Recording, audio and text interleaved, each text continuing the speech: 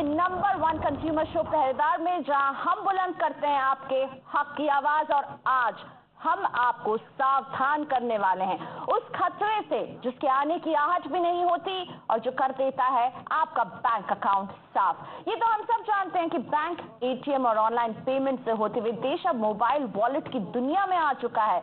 रोज 5,000 करोड़ के online transaction हो रहे हैं, लेकिन एक दूसरा पहलू ये भी है कि देश भर में साइबर क्राइम की रफ्तार भी दिन दुनी रात चौगुनी बढ़ रही है। तभी तो एशिया पैसिफिक के इलाके में ऑस्ट्रेलिया के बाद सबसे ज्यादा कार्ड फ्रॉड के शिकार भारत में ही है। आज हम यही बताएंगे कि क्या होते हैं ऑनलाइन बैंकिंग में फ्रॉड के तरीके और कैसे आप इससे बचें। और जब आपके साथ होता है बैंकिंग फ्रॉड तो हमारे देश का कानून आपकी कैसी मदद कर सकता है। मेरे साथ हैं इस क्षेत्र से जुड़े 4 एक्सपर्ट, HDFC बैंक के डिजिटल बैंकिंग के country head Nitin Chugh, payment council of India के चेयरमैन और इट्स कैश के MD नवीन सूर्या, साइबर लॉ एक्सपर्ट पवन दुग्गल और साइबर सिक्योरिटी एनालिस्ट राहुल त्यागी। आप सभी का स्वागत है।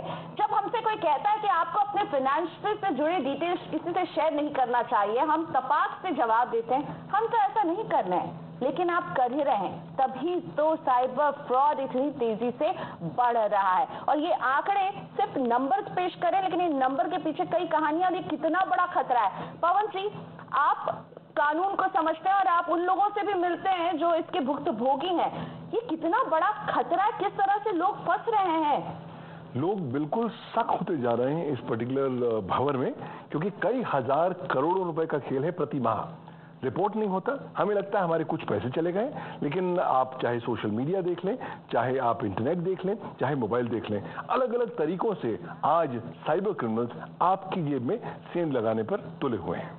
तो इनसे बचने के लिए तो कई रास्ते हैं ना हमारे पास, वो तो पुख्ता है। बिल्कुल, रास्ता तो पुख्ता है, लेकिन आवश्यकता है कि एटलीस्ट हमें आभास हो इस बात का। और दूसरी बात, हम जो रास्ते हमारे सामने हैं उनको हम अमल जरूर कर सकें। कहीं ना कहीं आवश्यकता है कि हमें हमारे अंतर्गत एक साइबर सुरक्षा के कल्चर लाने की आवश्यकता है। क्यों? क्योंकि अगर हम सोचें कि हम सब पर विश्वास करेंगे और उन्हें हम अपना तमाम सारा डेटा दे देंगे तो नुकसान हमें ही होने वाला है। और HDFC बैंक के डिजिटल बैंकिंग के कंट्री हेड नितिन चुग भी मेरे साथ है। नितिन, आपने कहा एक मंत्र आप जो कंज्यूमर को देना चाहेंगे वो है लालच से बचो, टेम्पटेशन से बचो। जब आप कहते हैं टेम्पटेशन, ये टेम्पटेशन कैसे आपको साइबर फ्रॉड का शिकार बनाता है, आपसे समझना चाहूंगी। नहीं, मेरा कहने का मतलब ये है कि जैसे आपके पास कोई ईमेल आती है, और ये आज से नहीं बहुत सालों से एक मोडस ऑपरेंडी लोग फॉलो कर रहे हैं, जो स्पेशली जो साइबर क्राइम में इन्वॉल्व हैं, कि आपको एक मेल आएगी जो कि आपको लगेगा कि एक नॉन सोर्स से आई है या फिर किसी रिप्यूटेड कंपनी से आई है, टू दी एक्सटेंट कि अभी पीछे जैसे रिजर्व बैंक ऑफ इंडिया के नाम से भी ईमेल्स आ रही थी लोगों को। और उसमें एक बड़ा क्लियर सा पैटर्न होता है कि या तो आपने कुछ पैसे जीते हैं, कोई आपकी लॉटरी में पैसे निकले हैं, या फिर किसी ने आपके नाम पे पैसे विल कर दिए हैं, तो आप हमें कांटेक्ट करिए और हम आपको आगे बताएंगे क्या करना है। तो जब इस किस्म की टेम्पटेशन में लोग आ जाते हैं कि हाँ मेरे को अचानक $2 लाख मिलने वाले हैं, $5 लाख मिलने वाले हैं, विदाउट अप्लाइंग देयर माइंड कि ऐसा कोई आपको पैसा क्यों देगा, क्यों आपके नाम पे कोई पैसे करके जाएगा, या क्यों आपको कोई कंपनी कहेगी कि आपके नाम से एक लॉटरी निकली है, आपका ईमेल हमने सेलेक्ट किया है या आपका मोबाइल नंबर हमने सेलेक्ट किया है। तो वो जो एक टेम्पटेशन है उसको रेजिस्ट करना बहुत ज़रूरी है, क्योंकि ये बिल्कुल सीधा सीधा ट्रैप है कि आप सीधा एक साइबर क्रिमिनल के हाथों में आप अपने आप को खुद लेके जा रहे हैं और अपनी डिटेल्स विलिंगली दे रहे हैं। सबसे बड़ा ट्रैप है राहुल, क्या ईमेल ही सबसे बड़ा ट्रैप है? ये देखिए, अगर हम पूरे साइबर क्राइम को देखें स्पेशली बैंकिंग के ऊपर, तो देर आर 4 मेन तरीके हैं जिसके थ्रू कोई भी क्रिमिनल आपके अकाउंट्स में सेंध लगा सकता है। तो सबसे पहले तो जैसे सर ने बताया, फिशिंग मेल जो होती हैं, अब फिशिंग मेल को भी उन्होंने ज़्यादा कस्टमर टारगेट के अकॉर्डिंग डिज़ाइन करना स्टार्ट कर दिया है। पहले क्या होता था, आपके पास एक मेल होती जो आप 1 लाख बंदों को भेजते थे, जिसमें से मे भी वो उस बैंक के ना भी हों। अभी क्या है, उन्होंने टारगेट बेस्ड मेलिंग करना स्टार्ट कर दिया है। फॉर एग्जाम्पल, पहले वो भेजते थे लालच के अकॉर्डिंग, आज वो भेजते हैं कि आपके बैंक ने ये 10% का नया एनुअल सिस्टम चलाया है जिसके आपको ज़्यादा ब्याज मिलेगा। Now they are basically targeted audience which are there. Phishing तो मे भी अभी थोड़ा कम हो गया है ना, लोग उसमें कम ट्रैप होते हैं मेरे आंकड़ों के हिसाब से as compare to the previous 2 years, 2 साल से। अभी एक जो नया ट्रेंड चला है वो है विशिंग का ना। विशिंग फिशिंग से ही रिलेटेड है। पहले आप ईमेल से किसी को ट्रैप करते थे, आज की डेट में आप क्या करते हो, उनको फोन करते हो कि सर मैं इस बैंक से बोल रहा हूँ, आपके बैंक ने ये सर्विस चलाई है, आपका अकाउंट बंद होने के कगार पे है क्योंकि आपने किसी एटीएम से 10 से ज्यादा ट्रांजैक्शन कर ली, जो कि ऑलमोस्ट हम कर लेते हैं कई बार, हमें नहीं पता, तो हम सोचते हैं मे बी बैंक ने ये चीज़ें नहीं लागू की है जिसके अकॉर्डिंग अगर आप 10 से ज़्यादा करते हो तो आपको ये कुछ डिटेल देनी पड़ती है। तो सर हम आपको एक एसएमएस करेंगे ओटीपी का, आप हमें भेज दीजिए टू कंफर्म कि अब आप वही थे जिन्होंने ये एटीएम ट्रांजैक्शन किया। अब उस सिचुएशन में अगर आप अपना काम कर रहे हैं तो आप इस चीज़ के ऊपर ज़्यादा अटेंशन पे नहीं करेंगे। यानी इन ट्रैप्स को बहुत स्मार्टली अब बनाया जा रहा है, डिवाइस किया जा रहा है। सीधा आपको मेल नहीं मिलेगा कि युगांडा के राजकुमार आपको पैसे देने हैं, लेकिन सीधा आपको कॉल आएगा। मेरे साथ हैं इस कैश के एमडी नवीन सूर्या। नवीन, प्लास्टिक मनी इजी है, कन्वीनियंट है, लेकिन खतरनाक भी है। आप क्या आगाह करना चाहेंगे कंज्यूमर को? ये कितना बड़ा खतरा बन सकता है आपके कैश फ्लो पर, आपके फाइनेंसेस पर?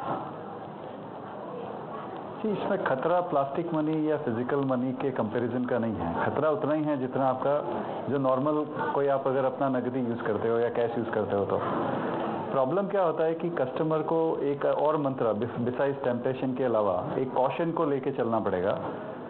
कॉशन किस चीज़ का? अगर आप अपना फिजिकल कैश कैरी करते हो, जितना आप कैरी करते हो उसके बेसिस पे आप उसी के लिए सावधानी के स्टेप्स लेते हो। आप उसके स्टेप्स लेते हो कि अगर अगर 1 लाख रुपया कहीं रख के घूम रहे हो तो उसको आप सेफ में रखोगे, अगर आप घर में रख रहे हो तो उसको लॉकर में रखोगे, सिक्योरिटी में रखोगे। जबकि जब हम साइबर वर्ल्ड में हैं, चाहे प्लास्टिक मनी यूज़ कर रहे हैं या डिजिटल मनी यूज़ कर रहे हैं, तो हम अगर फ़ोन से या अपने लैपटॉप से या कंप्यूटर से यूज़ करते हैं, उसी लैपटॉप और कंप्यूटर में हम जो है उसको कोई पासवर्ड नहीं रखते हैं। उसमें हम काफ़ी तरह के सॉफ्टवेयर या कोई भी फाइल बिना उसकी ऑथेंटिसिटी चेक किए हुए उसको डाउनलोड करते हैं। तो सावधान रहिए, ये हमारे एक्सपर्ट का दूसरा मंत्र आपके लिए। लेकिन अब मैं नितिन से पूछना चाहूंगी। नितिन, एटीएम का इस्तेमाल खूब हो रहा है हमारे देश में। एटीएम कार्ड जब आप यूज करता है कोई भी कंज्यूमर, तो किन बातों से सावधान रहने के लिए आप कहेंगे, और इन ट्रांजैक्शन को कितना खतरा है कि ये साइबर फ्रॉड आपको साइबर फ्रॉड की तरफ धकेल दें? देखिए, एटीएम में पर से साइबर फ्रॉड की कैटेगरी में इतना नहीं आता है, क्योंकि एटीएम में आप खुद जब यूज कर रहे हैं एटीएम को, तो उस टाइम पे उस वक्त आपको बहुत सावधानी बरतनी है। फॉर एग्जांपल, आप जिस टाइम एटीएम यूज कर रहे हैं तो आप ये जरूर देख लें कि कोई और तो नहीं है आपके पीछे खड़ा होकर जो आपका पिन देखने की कोशिश कर रहा है। Very simple thing. Other thing is कि अगर आपको लगता है कि एटीएम में कोई ऐसी अननोन सी चीज लगी हुई है, मान लीजिए कोई ट्रे लगी हुई है जो आपने पहले कभी नहीं देखी है, जो आउट ऑफ प्लेस लग रही है, या आपका कार्ड अंदर जाने में आपको कोई तकलीफ लग रही है, या पिन पैड पे आपको लग रहा है कि स्टिकी सा है कुछ, या उसके ऊपर कोई फिल्म सी लगी हुई है, तो उस टाइप की चीजें जो होती हैं वो नॉर्मली लोग एटीएम मशीन के ऊपर ही करने की कोशिश करते हैं, कि जैसे कीपैड को ब्लॉक कर दिया, या फिर जहाँ पे आपका एटीएम कार्ड इंसर्ट होता है स्लॉट में, उसके अंदर कुछ स्किमिंग डिवाइस लगा दी, या फिर अभी जैसे थोड़े दिन पहले यूट्यूब पे एक वीडियो चल रहा था कि जो कैश डिस्पेंसेशन स्लॉट होता है उसके आगे किसी ने एक ट्रे लगा दी, तो कैश बाहर नहीं आया, और जब कस्टमर चला गया उसको लगा कि मशीन से कैश नहीं निकला, किसी ने अलर्ट रहिए। बिल्कुल, एकदम सावधान रहना बहुत जरूरी है। आपने एक टर्म अभी यूज किया, स्किमिंग, और राहुल यहाँ पर मुझे समझा रहे हैं ये जो स्किमिंग है ये बहुत खतरनाक है, मेरे होश उड़ा दिए। क्या करता है ये स्किमिंग, राहुल?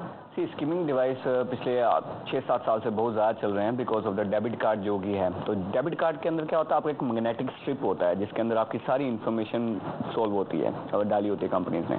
सो स्किमिंग डिवाइस क्या होते हैं, आपके जो आपका ट्रांजैक्शन करते हैं, जहाँ पे आप स्वाइप करते हैं, स्वाइप मशीन, ये उसी टेक्नोलॉजी को लेके बनाया गया है, बट ये छोटा सा होता है जो पॉकेट में भी आ जाता है।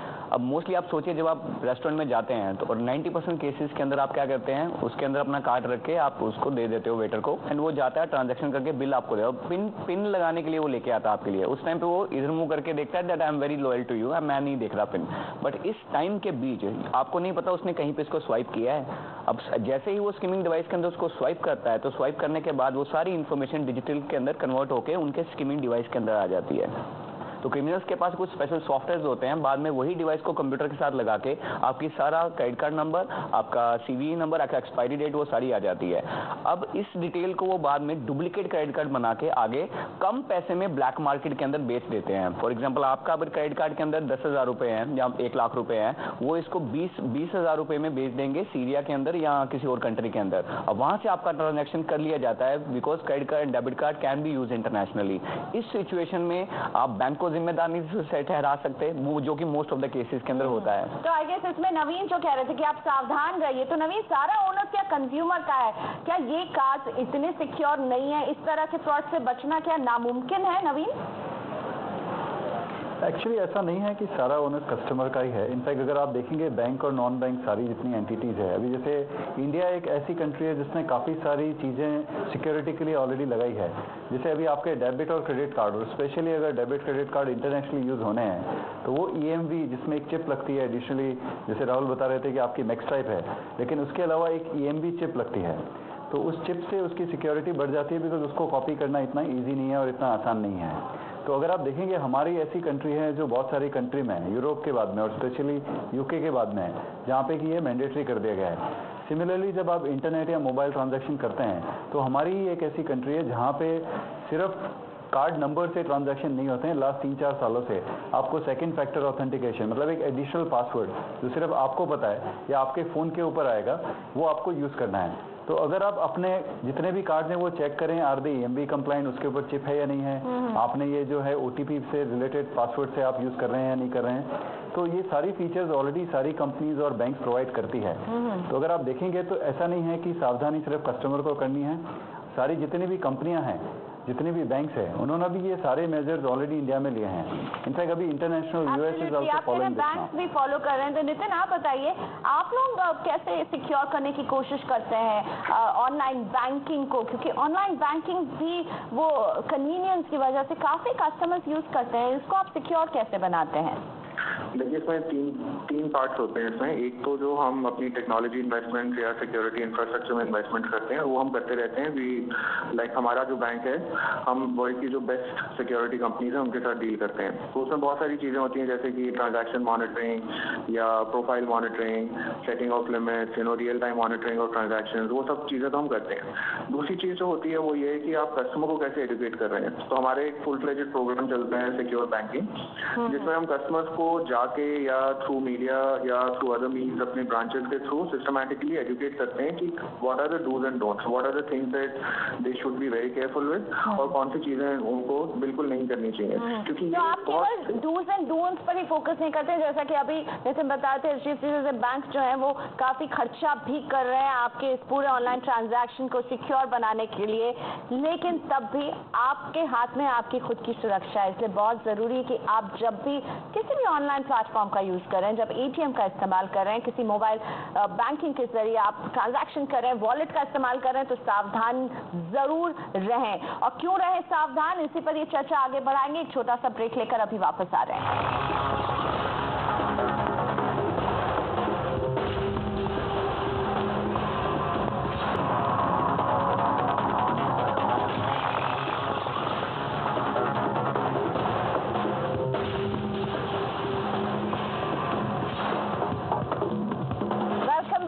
सावधान रहिए ऑनलाइन फ्रॉड से, क्योंकि अगर आप ऑनलाइन ट्रांजैक्शन करते हैं जिसमें आप नए नए तरीके इस्तेमाल करें, खास तौर पर अब नया तरीका है वॉलेट। ये जो ई-वॉलेट होता है आपको पेमेंट की बहुत कन्वीनियंस देता है, नया है सभी यूज करते हैं, लेकिन ये कितना सेफ है? मेरे साथ हैं कैश के MD नवीन सूर्या। नवीन, आप पे ही फोकस करते हैं और मुझे समझाइए कि जब कोई इस्तेमाल करता है इन वॉलेट्स को तो किन बातों का ध्यान रखें और ये खतरा कब बन जाते हैं? 3-4 चीज़ें हैं जो कस्टमर को ध्यान रखना बहुत ज़रूरी है। सबसे पहले तो वो जिस कंपनी का वॉलेट यूज़ कर रहे हैं, क्या वो वॉलेट RBI से ऑथराइज्ड है? RBI की साइट के ऊपर उनके सारे नाम पब्लिश्ड हैं कि कितनी एंटिटी, करीब 35 से 40 कंपनियों को ये लाइसेंस मिला हुआ है RBI से। क्योंकि सबसे पहले तो जो आपका पैसा वॉलेट कंपनी इकट्ठा करती है उसको एक एस्क्रो अकाउंट में होना जरूरी है, और ये RBI से जो लाइसेंस एंटिटी है वही फॉलो करती है। तो सबसे पहले तो जब से पहले आप वॉलेट खोलें तो सबसे पहले चेक करें कि वो RBI से ऑथराइज है या नहीं है। उसके बाद में जब आप उसको डाउनलोड करते हैं तो उनके अंदर भी काफ़ी सारे फीचर्स होते हैं पासवर्ड वगैरह के। तो जब आप अपना पासवर्ड सेलेक्ट करते हैं तो जो सबसे कॉमन पासवर्ड होता है अपना बर्थ डेट या आपका कुछ मैरिज एनिवर्सरी डेट, उन सब में या तो आप कुछ स्पेशल कैरेक्टर डालें या कुछ अदर अल्फ़ाबेट डालें, या उसको थोड़ा सा ऐसा बनाएं जिसको कि आपके जो फ्रेंड्स फैमिली मेम्बर्स खुद इजीली गैस ना कर पाएं। मैं ये नहीं बोल रहा हूँ कि वो आपके साथ कुछ करने वाले, बट अगर वो गैस कर सकते हैं तो कोई क्रिमिनल भी कर सकता है, क्योंकि ये सारी इन्फॉर्मेशन आपने पब्लिकली डिस्क्लोज कर रखी है। मोबाइल वॉलेट कब खतरा बन सकता है? आपने वो बता दिया सावधानी जो रखनी, पर कब खतरा बन सकता है, कैसे खतरा बन सकता है? क्या आप इस पर थोड़ा सा रोशनी डालेंगे? बिल्कुल। तो 2 या 3 चीज़, अगर आप अपना मोबाइल जब आप इस्तेमाल करते हैं, उसमें अगर आपने काफ़ी सारी ऐप्स जो डाउनलोड की हैं, अगर वो प्रॉपर्ली सर्टिफाइड नहीं हैं, और काफ़ी सारी ऐप्स क्योंकि अगर वो वाला एनवायरनमेंट अभी तक रेगुलेटेड नहीं है, जिनको आप बिना पता किए हुए उनको आप परमिशन देते हैं कि वो आपकी सारी इन्फॉर्मेशन फ़ोन से एक्सट्रैक्ट कर सकती है, चाहे वो आपका बैंक अकाउंट डिटेल हो, चाहे वो आपका पासवर्ड हो, तो आपको जब तक कि कोई अच्छी कंपनी की ऐप नहीं है या सर्टिफाइड नहीं है तो ना करें। अदरवाइज आप कोई भी ट्रांजैक्शन करते हैं अपने मोबाइल के ऊपर, उसमें जो भी ट्रांजैक्शन होती है, जो भी इन्फॉर्मेशन आती है, वो कोई भी क्रिमिनल के पास जा सकती है। तो आप उन्हीं ऐप को इस्तेमाल करें जो प्रॉपर कंपनी से हो, जो नोन कंपनी से हो। अननोन ऐप्स आप नहीं डाउनलोड करें। अगर आप कोई ऐप यूज़ नहीं कर रहे हैं तो उनको आप इंस्टॉल कर लें या अपने फ़ोन में नहीं रखें। अगर आप ऐप जो कंटिन्यूस नहीं यूज़ करते हैं, अगर नहीं ज़रूरत है तो आप उनको लॉग आउट करके रखें। अपनी जितने भी वॉलेट और फाइनेंशियल सर्विसेज रिलेटेड ऐप है उनको आप कंटिन्यूस, अगर ज़्यादा ज़रूरी नहीं है, आप कंटिन्यूस यूज़ नहीं करते हैं तो उससे लॉग आउट करें। बिल्कुल। तो उसको लॉग इन करके ना रखें। ऐप्स भरते मत जाइए। तो नवीन का यही मंत्र है, सावधान रहिए और सावधान रहिए। लेकिन पवन जी, इतने सारे नए टर्म्स मैं सुन रही हूँ। फिशिंग ही मुझे लगता था एक बहुत बड़ा खतरा, विशिंग इन्होंने बता दिया, स्किमिंग इन्होंने बता दिया। तो कंज्यूमर बहुत वल्नरेबल है जब भी वो ऑनलाइन ट्रांजैक्शन कर रहा है। बिल्कुल सही बात है, क्योंकि आज जो है आप बिल्कुल ही असुरक्षित हैं। इसलिए तवज्जो है कि हम अपने आप को कितना सुरक्षित रख सकते हैं। हम कानून का इंतजार न करें। क्यों? कानून ने कुछ विभिन्न प्रकार की गतिविधियों को साइबर क्राइम घोषित किया हुआ है, लेकिन कानून की कवरेज बहुत ज़्यादा एक्सटेंसिव नहीं है। दूसरी बात, अगर आप विक्टिम हो भी जाते हैं तो आपको सबसे पहले ये देखना है कि मुझे सबसे पहले इमीडिएट एड्रेस कहाँ से मिलेगा। पुलिस अधिकारी के पास जाऊंगा, अपने बैंक के पास या क्रेडिट कार्ड कंपनी के पास जाऊंगा कि आप मेरी ब्लॉक कर लीजिए, फर्दर ट्रांजैक्शन ना हो। बट अगर हम खुद ही बुनियादी तौर पर ऐसे कदम उठाएं कि हम जहां तक हो सके अपने एक्सपोजर को मिनिमम कर सकें तो ज़्यादा अच्छा रहेगा। अधिकांश भारतवासी को आज साइबर सुरक्षा या मोबाइल सुरक्षा से कोई लेना देना नहीं है। एक छोटा सा ब्रेक, हमारी बातचीत अभी बाकी है। वापस आ रहे हैं, हमारे एक्सपर्ट आपको देने वाले हैं कुछ काम की बात, तो वापस आएंगे।